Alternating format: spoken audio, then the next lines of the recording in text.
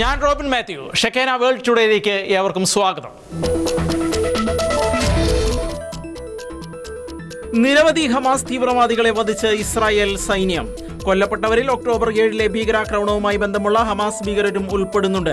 ആക്രമണത്തിൽ നിരവധി ഭീകര കേന്ദ്രങ്ങൾ IDF നശിപ്പിച്ചു. റഫയിലെ ഇസ്രായേൽ സൈനികർക്ക് നേരെയുള്ള ആക്രമണത്തിന് മറുപടിയായി ഗാസയിലുടനീളം ഇസ്രായേൽ നടത്തിയ വ്യോമാക്രമണത്തിൽ നിരവധി മുതിർന്ന തീവ്രവാദികൾ കൊല്ലപ്പെട്ടതായി ഇസ്രായേൽ സൈന്യം അറിയിച്ചു. ഹമാസ് നടത്തിയ വെടിനിർത്തൽ ലംഘനത്തെ തുടർന്നാണ് ഇസ്രായേൽ ആക്രമണം നടത്തിയത്.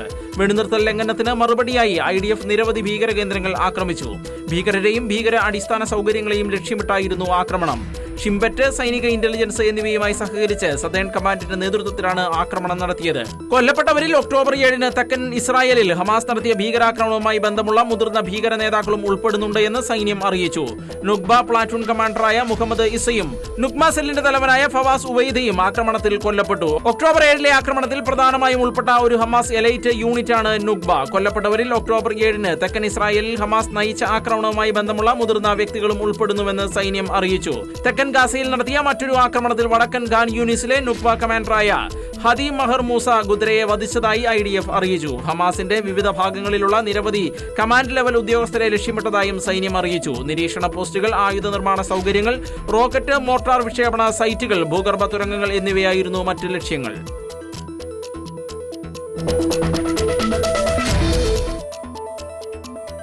ആണവശേഷിയുള്ള അണ്ടർ വാട്ടർ ഡ്രോൺ വിജയകരമായി പരീക്ഷിച്ച് റഷ്യ.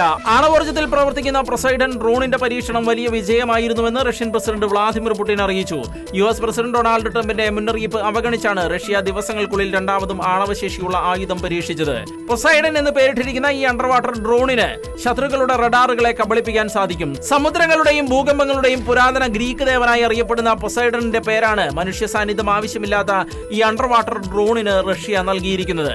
ഉക്രൈൻ യുദ്ധത്തിൽ പങ്കെടുത്ത് പരിക്കേറ്റ സൈനികരുമായി കൂടിക്കാഴ്ച നടത്തിയ വേളയിലാണ് പുടിൻ പുതിയ മിസൈൽ പരീക്ഷണത്തെക്കുറിച്ച് വെളിപ്പെടുത്തിയത്. പൊസൈഡൺ ഡ്രോണിന്റെ ആണവോർജ്ജത്തിൽ പ്രവർത്തിക്കാനുള്ള പരീക്ഷണം ചൊവ്വാഴ്ചയാണ് നടന്നത് എന്നും അത് വലിയ വിജയകരമായിരുന്നുവെന്നും പുടിൻ പറഞ്ഞു. ഒരു അന്തർവാഹിനിയിൽ നിന്നാണ് ഇത് തൊടുത്തത്. വേഗതയുടെയും ആഴത്തിന്റെയും കാര്യത്തിൽ പൊസൈഡൺ ഡ്രോൺ അതുല്യമാണ് എന്നും തടയുന്നത് അസാധ്യമാണ് എന്നും അദ്ദേഹം കൂട്ടിച്ചേർത്തു. അന്തർവാഹിനികളിലേത് വെച്ച് നോക്കുമ്പോൾ ഇതിന് ഇന്ധനം പകരുന്ന ആണവ റിയാക്ടർ 100 ഇരട്ടി ചെറുതാണ്. പരമ്പരാഗത അന്തർവാഹിനികളെക്കാൾ വേഗത്തിൽ സഞ്ചരിക്കാനും ഏത് ഭൂഖണ്ഡത്തിലും എത്താനും ഇതിന് കഴിയും. ഏത് പ്രതിരോധ സംവിധാനത്തെയും മറികടക്കാൻ ഈ ഡ്രോണിന് കഴിവുണ്ടെന്നും സമാനമായ ഒന്ന് ഒരു രാജ്യവും സമീപ ഭാവിയിൽ നിർമ്മിക്കാൻ സാധ്യതയില്ലെന്നും പുടിൻ പറഞ്ഞു. 1 കിലോമീറ്ററിലധികം ആഴത്തിൽ പ്രവർത്തിക്കാനും മണിക്കൂറിൽ 70 നോട്ട് വരെ വേഗത്തിൽ സഞ്ചരിക്കാനും പൊസൈഡന് സാധിക്കും. ആണവോർജ്ജം ഉപയോഗിച്ച് പ്രവർത്തിക്കുന്ന ആണവശേഷിയുള്ള ബ്യൂറെവെസ്നിക് ക്രൂയിസ് മിസൈൽ കഴിഞ്ഞ ദിവസം റഷ്യ വിജയകരമായി പരീക്ഷിച്ചിരുന്നു.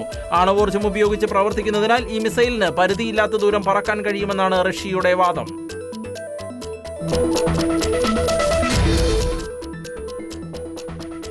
ആണവായുധങ്ങൾ പരീക്ഷിക്കാൻ യുദ്ധകാര്യ വകുപ്പിന് നിർദ്ദേശം നൽകി US പ്രസിഡന്റ് ഡൊണാൾഡ് ട്രംപ്. ആണവശക്തിയിൽ പ്രവർത്തിക്കുന്ന ആയുധങ്ങൾ റഷ്യ പരീക്ഷിക്കുന്ന സാഹചര്യത്തിലാണ് ട്രംപിന്റെ നടപടി.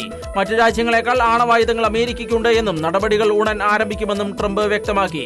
റഷ്യയുടെയും ചൈനയുടെയും വികസിച്ചുകൊണ്ടിരിക്കുന്ന ആണവ പദ്ധതികൾക്കൊപ്പം മുന്നേറേണ്ടതിന്റെ ആവശ്യകതയാണ് തീരുമാനത്തിന് പിന്നിലെന്നാണ് സൂചന. US നിശ്ചലമായി നിൽക്കുമ്പോൾ ഇരു രാജ്യങ്ങളും അവരുടെ ആണവശേഷി വികസിപ്പിച്ചുകൊണ്ടിരിക്കുകയാണ് എന്നും ട്രംപ് ആരോപിച്ചു. ചില രാജ്യങ്ങൾ ആണവായുധങ്ങൾ പരീക്ഷിക്കുന്നതിന് മറുപടിയായാണ് നടപടിയെന്നാണ് ട്രംപ് പറയുന്നത്. മറ്റേതൊരു രാജ്യത്തെക്കാളും കൂടുതൽ ആണവായുധങ്ങൾ അമേരിക്കയ്ക്കുണ്ടെന്നും നടപടികൾ ഉടൻ ആരംഭിക്കുമെന്നും ട്രംപ് വ്യക്തമാക്കി.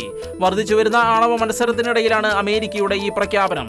റഷ്യ അടുത്തിടെ പ്രധാന ആയുധ നിയന്ത്രണ കരാറുകളിൽ നിന്ന് പിന്മാറുകയും അവരുടെ നൂതന ആണവശേഷികൾ പ്രദർശിപ്പിക്കുകയും ചെയ്തിരുന്നു. ആണവശേഷിയുള്ളതും ആണവോർജ്ജത്തിൽ പ്രവർത്തിക്കുന്നതുമായ പൊസൈഡൺ അണ്ടർ വാട്ടർ ഡ്രോണുകളും ആണവശേഷിയുള്ള ബ്യൂറെവെസ്നിക് ക്രൂയിസ് മിസൈലും റഷ്യ വിജയകരമായി പരീക്ഷിച്ചിരുന്നു.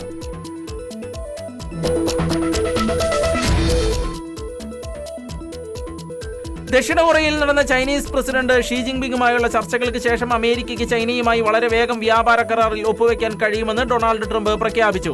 ചൈനയ്ക്ക് മേലുള്ള തീരുവ കുറയ്ക്കുമെന്നും വ്യാപാര തടസ്സങ്ങൾ അവസാനിപ്പിക്കുമെന്നും ട്രംപ് കൂട്ടിച്ചേർത്തു. ലോകത്തിലെ ഏറ്റവും വലിയ 2 സമ്പദ് വ്യവസ്ഥകൾക്കിടയിൽ വ്യാപാര സംഘർഷങ്ങൾ ഉടലെടുത്തതിന് ശേഷമുള്ള ട്രംപിന്റെ പ്രഖ്യാപനങ്ങൾ വൻ വഴിത്തിരിവായി വിദഗ്ധർ ചൂണ്ടിക്കാണിക്കുന്നു. അപൂർവ ധാതുക്കളുടെ വിതരണത്തെ ചൊല്ലി ചൈനയും അമേരിക്കയുമായി നിലനിന്ന തർക്കം പരിഹരിച്ചുവെന്നും ചൈന അമേരിക്കൻ കാർഷിക ഉൽപ്പന്നങ്ങൾ പ്രത്യേകിച്ച് സോയാബീൻ വാങ്ങുന്നത് പുനരാരംഭിക്കുമെന്നും അമേരിക്ക ചൈനയ്ക്ക് മേൽ ഏർപ്പെടുത്തിയ താരിഫ് കുറയ്ക്കുമെന്നും ട്രംപ് പിന്നീട് പറഞ്ഞു.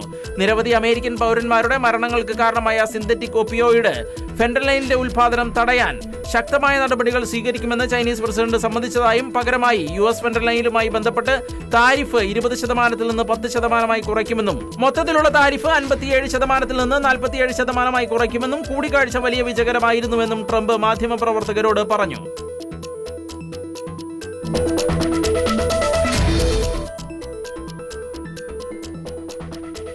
കരീബിയൻ ദ്വീപുകളിൽ ജനങ്ങളുടെ വീടുകളും അടിസ്ഥാന സൗകര്യങ്ങളും നശിപ്പിച്ചുകൊണ്ട് വിനാശകരമായി ആഞ്ഞടിച്ച് മെലീസ ചുഴലിക്കാറ്റ്. പലയിടങ്ങളും വെള്ളത്തിനടിയിലായി. ഡസൻ കണക്കിന് ആളുകളുടെ ജീവൻ അപഹരിച്ചതായും റിപ്പോർട്ടുണ്ട്. ചുഴലിക്കാറ്റുകളിൽ ജമൈക്കയിൽ കുറഞ്ഞത് 5 പേരെങ്കിലും മരിച്ചതായി സ്ഥിരീകരിച്ചിട്ടുണ്ട്. മെലീസ ഹെയ്ത്തിയിൽ ആഞ്ഞടിച്ചുണ്ടായ വെള്ളപ്പൊക്കത്തിൽ കുറഞ്ഞത് 20 പേർ കൂടി മരിച്ചതായി റിപ്പോർട്ടുണ്ട്.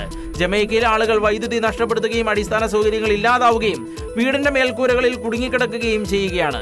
ദ്വീപ് രാജ്യത്താകെ കൊടുങ്കാറ്റ് സമ്പൂർണ്ണ നാശമാണ് ഉണ്ടാക്കിയത് എന്ന് പ്രധാനമന്ത്രി ആൻഡ്രൂ ഹോൾനസ് ചൂണ്ടിക്കാട്ടി. ആശുപത്രികൾ, ലൈബ്രറികൾ, പോലീസ് സ്റ്റേഷനുകൾ, തുറമുഖ വീടുകൾ, മറ്റ് നഗര അടിസ്ഥാന സൗകര്യങ്ങൾ എന്നിവ നശിച്ചതായും അദ്ദേഹം കൂട്ടിച്ചേർത്തു. ജമൈക്കയിലും കരീബിയിലുടനീളവും മെലിസ ചുഴലിക്കാറ്റുണ്ടാക്കിയ നാശനഷ്ടങ്ങളിൽ താൻ വളരെയധികം ആശങ്കാകുലനാണെന്നും ദുഃഖിതനാണെന്നും ജമൈക്കയുടെ രാഷ്ട്രതലവനായ ചാൾസ് രാജാവ് പ്രസ്താവനയിൽ പറഞ്ഞു.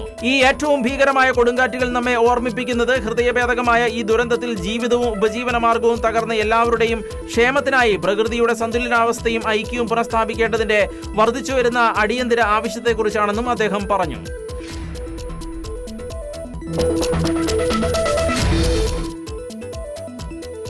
ബ്രസീലിലെ റിയോ ഡി ജനീറോയിൽ ലഹരി മാഫിയക്കെതിരെ പോലീസും സൈന്യവും ചേർന്ന് നടത്തിയ വേട്ടയിൽ കൊല്ലപ്പെട്ടവരുടെ എണ്ണം 132ആയി. നഗരത്തിലെ ലഹരിമരുന്ന് വ്യാപാരം നിയന്ത്രിക്കുന്ന കൊമാൻഡോ വെർമലോ സംഘത്തെ ലക്ഷ്യം വെച്ചുള്ള ഏറ്റവും വലിയ റെയ്ഡായിരുന്നു ഇത്. റിയോയിലെ പെൻഹയിൽ ഉൾപ്പെടെ നിരത്തുകൾ മൃതദേഹങ്ങളെ കൊണ്ട് നിറഞ്ഞു. യുവാക്കളുടെ തലയ്ക്ക് വെടിവെച്ചും കത്തികൊണ്ട് കുത്തിയും കെട്ടിയിട്ടും അതിക്രൂരമായിരുന്നു സേനാ നടപടികൾ. പോലീസും ഹെലികോപ്റ്ററിലെത്തിയ സൈനികരും ഉൾപ്പെടെ 2500 ഉദ്യോഗസ്ഥരാണ് ചൊവ്വാഴ്ച റെയ്ഡ് നടത്തിയത്. കൂട്ടക്കുരുതിക്കെതിരെ വ്യാപക പ്രതിഷേധം ഉയർന്നിട്ടുണ്ട്.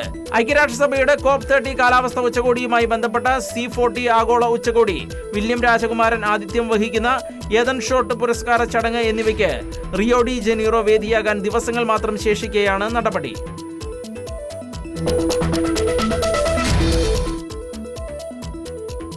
തുർക്കിയുടെ മധ്യസ്ഥതയിൽ നടന്ന പാകിസ്ഥാൻ അഫ്ഗാനിസ്ഥാൻ സമാധാന ചർച്ചകൾ പരാജയപ്പെട്ടതിന് പിന്നിൽ ഇന്ത്യൻ ഇടപെടലാണെന്ന് പാകിസ്ഥാന്റെ ആരോപണം.